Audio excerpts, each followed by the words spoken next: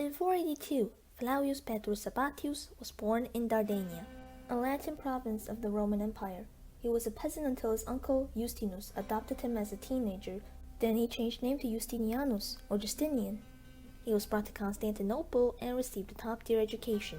Soon Justinian became a learned man and active theologian. When Justinus took the purple, Justinian ruled behind the throne.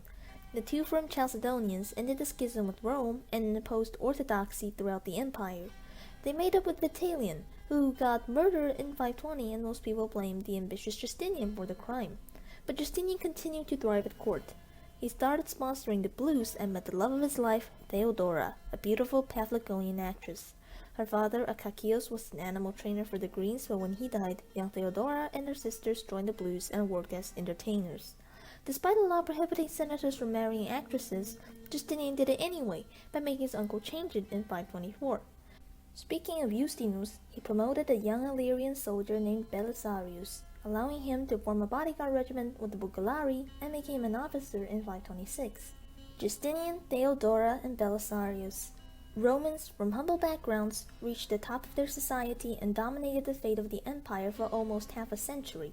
The Age of Justinian, as most call this period, is the topic for this episode of Eastern Rome Summarized. Do you remember that Justinus messed up relations with Persia last time?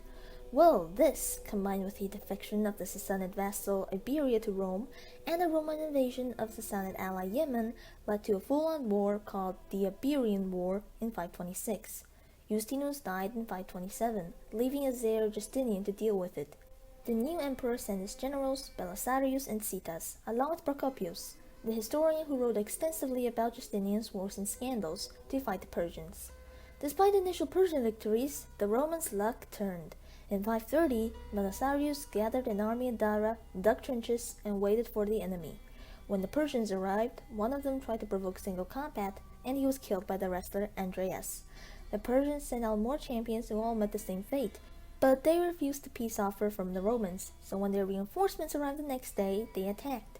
The Persian cavalry crossed their trenches but were flanked by Belisarius' Huns and Bucellari. The Persians were defeated, and with another victory up north from Citas, it looked like the Romans were winning. But fate was cruel.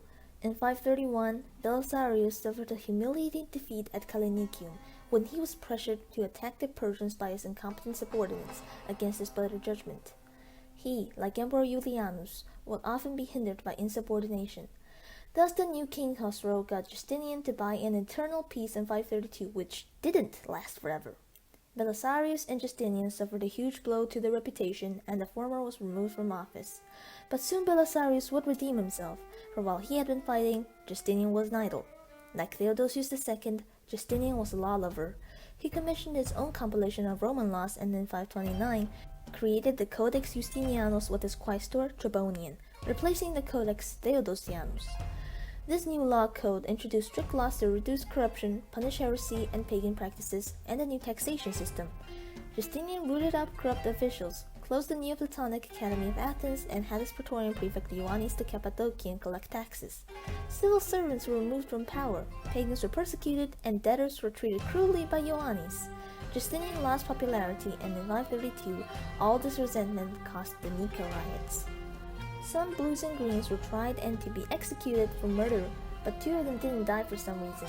The crowd took it as a sign that they had divine protection and demanded Justinian to pardon them at the Hippodrome. They also demanded Ioannis and Tribonian to be fired. Justinian conceded to their demands at last, but it was too late.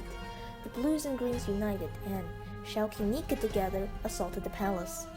Justinian's political enemies took advantage of the situation and got the mob to crown the nephew of Anastasius, Hypatius, in hopes of overthrowing the peasant emperor.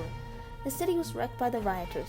The baths of Zeuxippus and the church of St. Sophia were destroyed. Justinian considered fleeing, but Theodora called him out as cowardly and convinced him to stay and fight. He dealt with the revolt by ordering his eunuch Narses to bribe the blues into behaving and Belisarius to massacre the rest who didn't, with another general, Mundus. More than 30,000 people were killed, including Hypatius. Justinian's regime was secured with this bloodbath. Then, it was time to rebuild. On the ruined site of the old church of St. Sophia, Isidoros of Miletus and Anthemius of Tralles were commissioned to build a new, grander one. The cathedral that they designed was finished in 5 years and would be an architectural masterpiece that still stands today.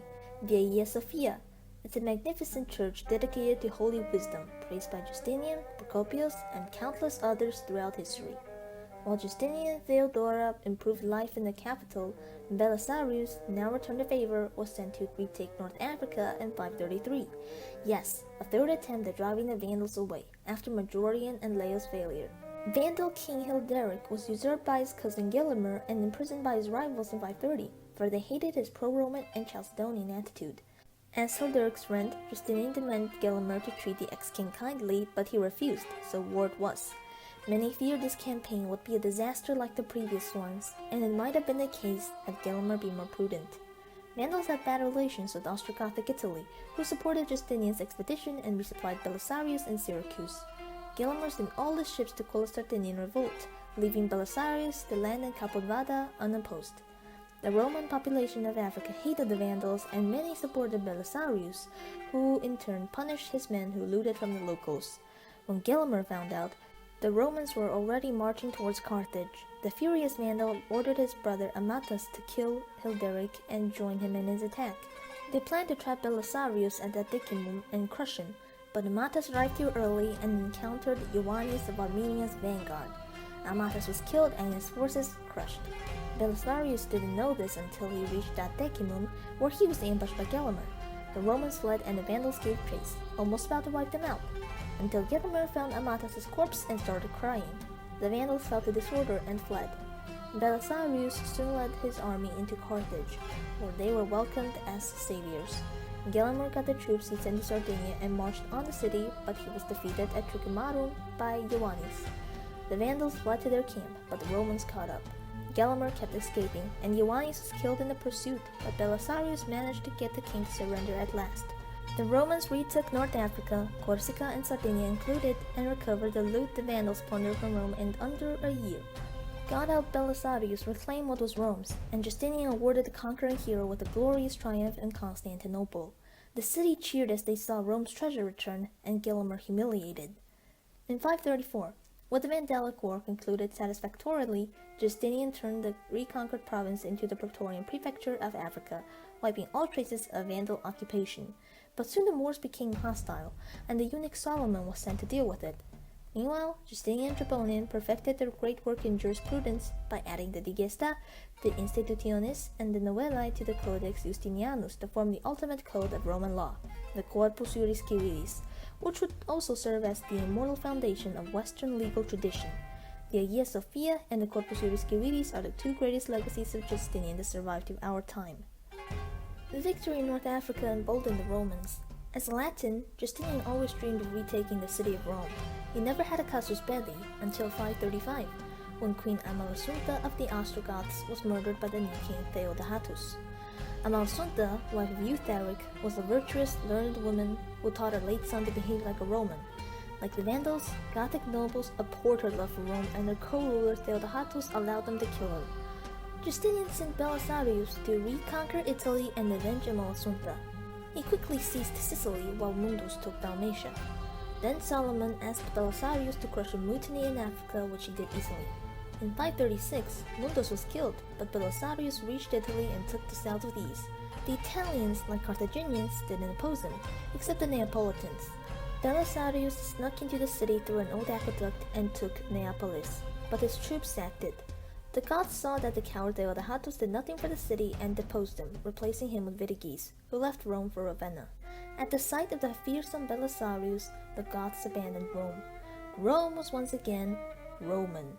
Justinian was delighted, but the war wasn't over yet. However, something really disturbing happened that year. The winter of 536 was extremely cold, and temperatures around the world dropped. And why does this matter?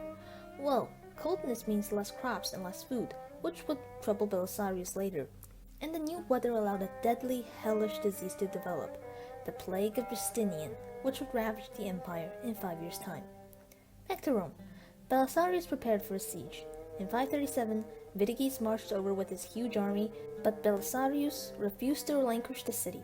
He took some men to scout the surrounding, but was ambushed by the Goths. When he retreated to the city gates, the defenders, failing to recognize him, wouldn't let him in, so Belisarius and his Pugilari desperately charged into the Goths. Realizing the ferocity of the attack, the defenders let the Romans in, and the siege of Rome was on. Vitiges cut the aqueducts, which was devastating for Rome, but still she resisted through the hardship and treachery. Antonina, wife of Belisarius, caught the Pope conspiring with Goths and exiled him. Finally, after a year's siege, supplies and reinforcements arrived. Vitiges asked for a truce, but the Goths soon broke it. Luckily, Belisarius had sent Ioannis, Vitalian's nephew, north to cause trouble, and the Goths abandoned the siege. The Romans killed half their army while they were retreating. Unluckily, Ioannis disobeyed Belisarius. He didn't take forts along the way, but claimed Ariminum, deep in Gothic territory. Soon he was trapped and needed to be saved by Belisarius and Narses, who arrived recently in 538. Belisarius, using optical illusions, scared away the Goths. Ioannis was ungrateful and thanked only Narses, who was soon encouraged to oppose Belisarius, but for now they led separate armies and continued their campaign smoothly. Unfortunately, in 539, the Franks helped the Goths siege Mediolanum, who had defected to the Romans. Ioannis refused to save the city since Narses didn't order him, and the barbarians razed the greatest city of Italy. Shocked, Justinian recalled Narses to Constantinople and again gave Belisarius full command of the army, whose efficiency also increased. Belisarius took Oximum, and by 540 he was ready to attack Ravenna. The despaired Goth nobles prepared to give Belisarius Ravenna and make him Roman Emperor of the West, if only he betrayed Justinian. Belisarius pretended to agree and marched in, so he could end the war quickly. Vitiges had secretly asked Khosrow to break the eternal peace to distract the Romans before it was captured by Belisarius, and Justinian urgently needed his best general. Italy had been reconquered, but at the cost of the north being ravaged and the Goths feeling resentful. They will rise again. Khosrow invaded Syria in 541, without Belisarius to stop him. Justinian sent his cousin Germanus to defend Antioch, but it was too late. The city was taken. Khosrow proceeded to troll the Antiochians and Justinian, before Belisarius arrived and tricked the Persians into retreating with optical illusions. The war didn't last long though, because a greater threat came for both Romans and Persians: the plague. In 542, Justinian and Theodora were at the height of their power. 2 provinces were reconquered, Constantinople flourished with the Hagia Sophia completed and the Romans developing their own silk trade, the imperial couple was popular, then the bubonic plague ruined it all. A sailor from Alexandria caught a strange disease and infected the rest of his crew, who were delivering grain to the empire. Romans everywhere caught the bubonic plague. They got buboes, hallucinated, suffered extensively, and most died. Even Trebonian and Justinian were victims, and the former died. With her husband unconscious, Theodora took on the burden of ruling the empire and kept it functioning even when everything was falling apart. Historians claim 25% to 50% of the empire's population perished. Under Theodora's intensive care, Justinian recovered, but the state of his empire in late 542 was worrying. The economy was devastated, the Monophysites grew strong under Theodora, and worst of all, the Goths united under Totila to retake Italy. The rest of his reign was spent on reversing all this damage. Naturally, Justinian relied on Belisarius. The general was sent to retake Italy in 544, while Justinian secured a peace with Khosrow. Belisarius reconquered most of southern Italy, but he couldn't prevent Totila from taking Rome in 546, though he did persuade the barbarian not to totally destroy the city. However, due to lack of supplies and troops, Belisarius couldn't work his magic like he used to and was recalled to Constantinople in 548, while Totila roamed free in Italy. The great general decided to retire after all his service to Rome. Also that year, Theodora died from cancer, leaving Justinian heartbroken. He never remarried despite being childless. Seeing his wife and best general depart was disheartening, but Emperor Justinian carried on. He needed to be strong for his empire. In 549, the kingdom of Lazica asked the Romans for protection against the Persians. Justinian gave them military assistance and another war with Khosrow started. In the west, Germanus was sent to Italy, but he got sick and died in 550, so Justinian sent his last reliable general, Narses. Yes, he was an old eunuch, but extremely capable militarily. He killed Totila at Busta Gallorum in 552, reconquered Italy in 3 years, and even received a triumph in Rome. Meanwhile, Visigoths in Spania had a civil war and asked Justinian to help. Seeing Spania vulnerable, the emperor sent Patricius Liberius to retake it from Rome in 552. Southern Spania was conquered in 553 but pacified in 555. And now, allow me a moment to enjoy this map of the Eastern Empire at its greatest territorial extent in 555. Moving on. In Constantinople, the economy recovered a bit, and Justinian spent his days trying to settle theological issues. He held the Fifth Ecumenical Council in 553 in hopes of reconciliating the Chalcedonians and the Monophysites. Yes, the staunch Chalcedonian Justinian did a Zeno to honor the memory of his dear Monophysite Theodora. But Justinian's attempt failed and caused a schism with the West like Zeno's. To make matters worse, the plague struck again in 558 and undid a lot of the empire's recovery. Also, the Kutchagurs invaded in 559. Justinian called his trusted Belisarius back to service, who, with a few men, used optical illusions and theatrics to defeat the barbarians. That was the last battle he fought. The last few days of Justinian's reign were not exactly fun for anyone. Persia sued for peace in 561 after a decade of useless fighting. Belisarius was falsely accused of corruption in 562, but was pardoned by Justinian. The greatest general of Eastern Rome died in retirement in 565. Justinian grew ever more senile and passed away just a month after Belisarius, on April 1st. No, this isn't a prank, he really died. In his life, Justinian half achieved his dream of restoring the full Roman Empire. His legacy was enormous, and none could deny this, but he could have accomplished so much more had the plague not come. The gold left by Anastasius was all used up, and the empire had to take care of new provinces and old, devastated by the plague. No wonder Justinian's successors failed to live up to his greatness, but that's the story we'll go through next time. For now, I think I've talked enough about possibly the greatest Roman emperor of all time. See you all soon. This video has been my longest yet in the series, and I think it's justified, since Justinian's reign was incredibly eventful and well recorded, thanks to Procopius. I'd recommend you guys to read some of his works if you haven't already, including The Secret History, which is mostly just slanderous gossip, but a fun read anyway. The music used in the video are from Faria Faraji. Go check out his channel if you like ethnic music. As always, thanks for watching, and like, sub, share if you enjoyed.